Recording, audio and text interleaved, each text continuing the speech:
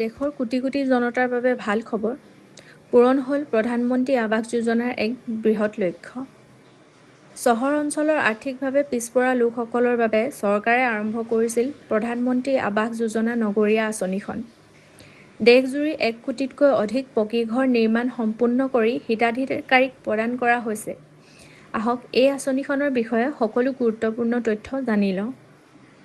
2015 চনত গৃহ নিৰ্মাণ আৰু নগৰীয়া পৰিক্ৰমা মন্ত্ৰালয়ৰ অধীনত আৰম্ভ হোৱা এই আঁচনিখনে বৰ্তমান এক ঐতিহাসিক সফলতা অৰ্জন কৰিছে। বৰ্তমানলৈকে এই আঁচনিৰ জৰিয়তে 1.25 কোটিৰো অধিক ঘৰৰ অনুমোদন জনোৱা হৈছে, যিটোৰ ভিতৰত 1 কোটিতকৈ অধিক ঘৰ নিৰ্মাণ সম্পূৰ্ণ হৈ গৈছে।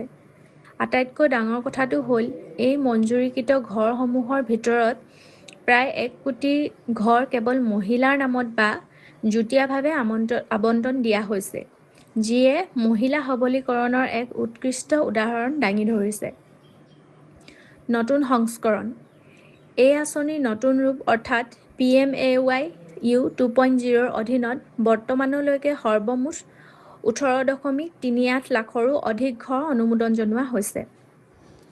চৰকাৰী এই কল্যাণমূলক আঁচনিসমূহে সাধাৰণ জনতাৰ জীৱনলৈ পৰিৱৰ্তন আনিছেনে? আপোনাৰ মন্তব্য জনাবলৈ নাপাহৰিব।